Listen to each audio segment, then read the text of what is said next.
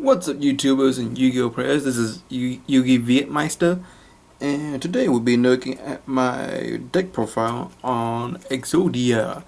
This is a very fast draw pace Exodia deck. I'll tell you the flaws going at some decks, but it mostly works against some decks. I beat Gears and Fire Fist with this deck because they didn't know how to counteract with it. Anyway, so without further ado, this deck has no extra deck whatsoever. It's a 40 card deck also, so let's go ahead and get to it. And this recording is August 2014, so this is consistent with the new band list. Anyway, so we got the 5 pieces. So there's all the 5 pieces of Exodia, 1 of each. You have 2 of the emissaries. When you send from the field to the graveyard, you can both players can add a normal level 3 or Nova monster to their hand, so he gets the NIMS for you real quick.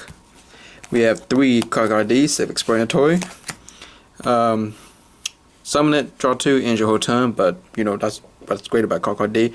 And plus, you probably have Battle Fader in your hand. You got 2 of those and 3 Subscriber or your Threatening Walls. So that's what's so good about that. So that's all the monsters you're gonna need in this whole deck.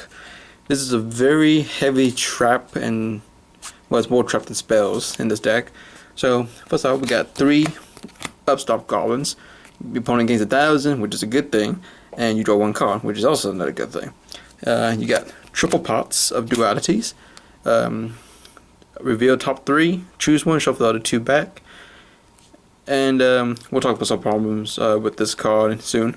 But we got Dark Hole because it's Dark Hole. 1 day apiece, both players draw a card, and nobody takes battle damage to the end of their opponent's next turn, which is nice. Now to traps, we got Triple Jaw Greeds, draw 1 card for each one. Anyway, Threatening Wall, your opponent cannot declare an attack. Nice. We got 3 Reckless Greeds, draw 2 cards but skip your 2 draw phases, which is not a problem because there's so much draw power in this deck. It's like, okay, that's fine, skipping 2 my draw phases.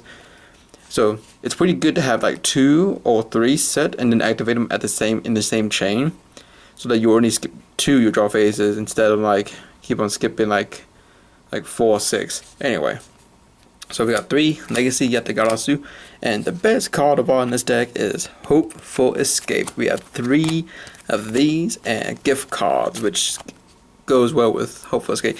The combo with this is you will activate this first by paying 1,000 life points, and you can only activate this if your opponent's life points is 1,000 or higher than yours. So let's say you have like, okay, I do example 1 set and gift card set, right? You activate this, then you activate gift card. Your opponent will gain 3,000, you will lose 1,000, and you will draw the 2,000 difference. You draw 1 card for draw 1 card for every 2,000 point difference between your life points and your opponent's life points. So this is really sick. If you can get these going off first, if you don't have Hopeful Escape in your hand first, go ahead and get these activated, or if they MST it, just go ahead and chain it, so you'll get that extra life points. And you have 2 of these. Instead of like, okay, let's say you draw 2 cards for 1, then you had 2 of these, you would draw 4 in total. Ridiculous. But yeah, no extra deck at all in this deck. I don't know if I mentioned that or not. So it's a pretty fast deck. You can go for having 2 cards in your graveyard to 20 cards in your graveyard in 1 turn. Had that happen to me before. Okay, so decks that this deck sucks going against.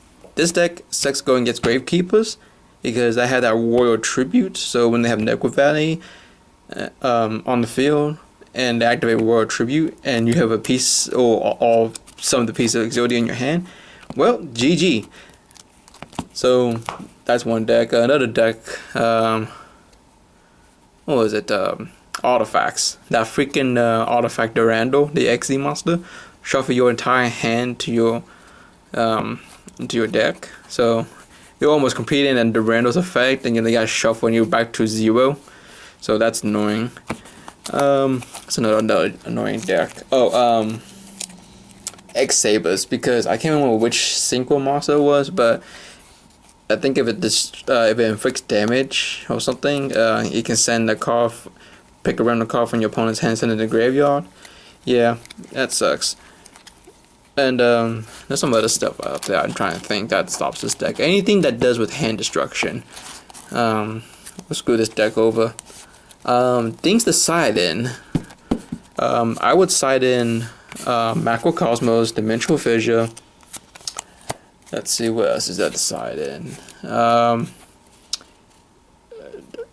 Something Dark Factory, and then you get 2 normal monsters back to your hand. So if in case 2 of limbs, they get and it has to be 2. It's not up to 2, so you have to actually get 2 back.